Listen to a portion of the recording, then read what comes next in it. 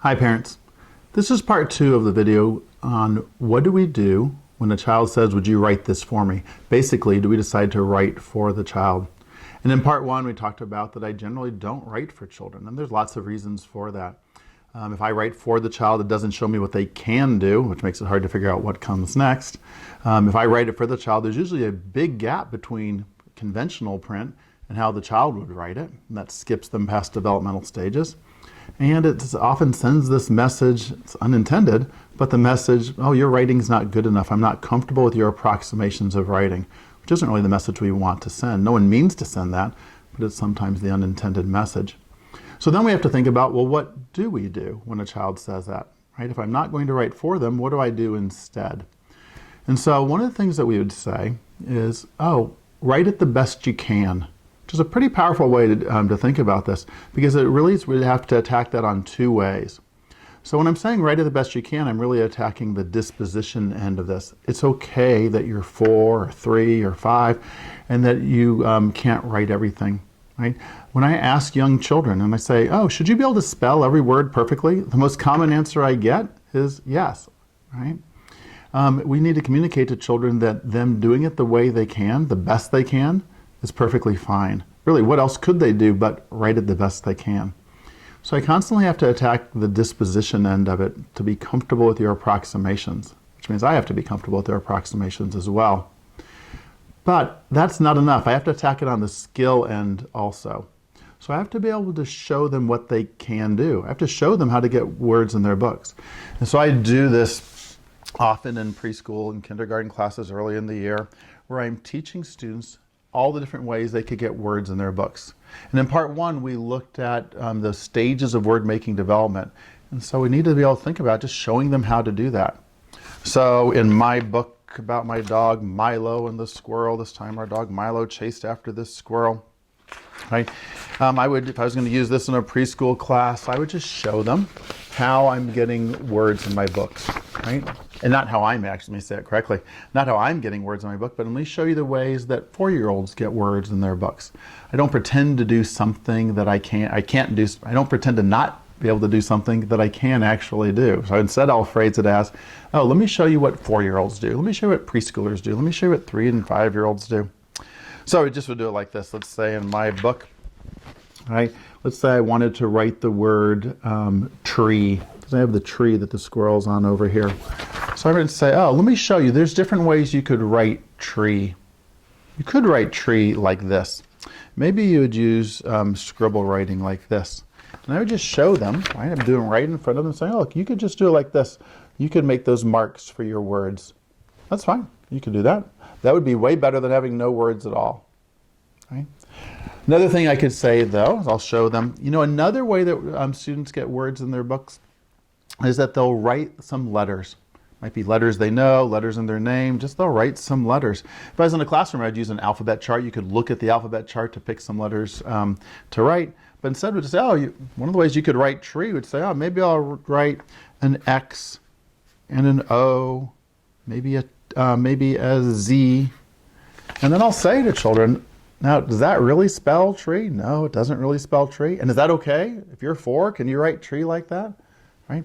And so I'm trying to normalize that it's okay to write with random strings of letters, especially if you don't have any letter-sound relationships.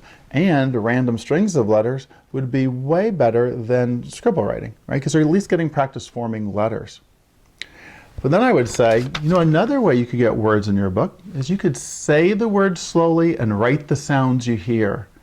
I don't usually say sound it out because that's a little bit more vague, but I'll say the word slowly and write the sounds you hear. So we might write something, if we're going to write tree, we could say, oh, you could say it slowly, tree. Oh, hear that T sound at the beginning, right? Or maybe tree, oh, we can stretch out that E sound. Maybe hear that E sound at the end.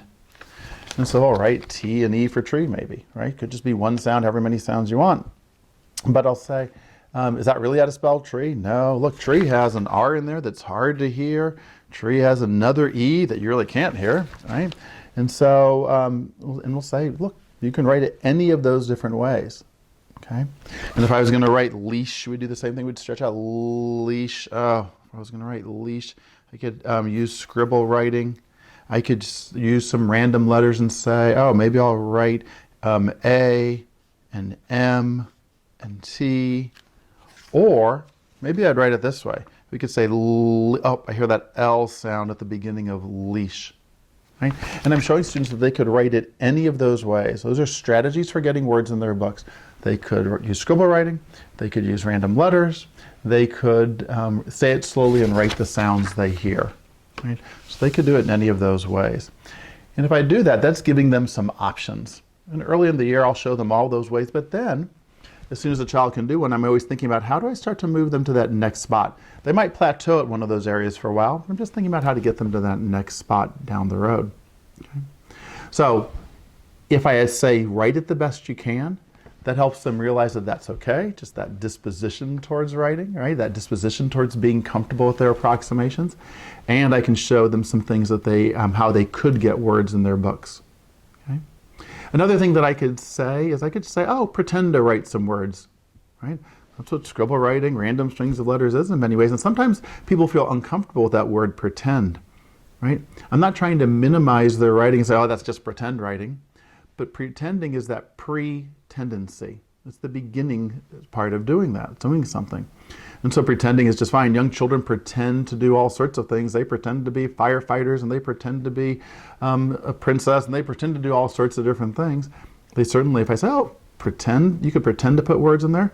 A lot of young children are like, oh, phew, this just got way easier. I can pretend to put words in there. Right?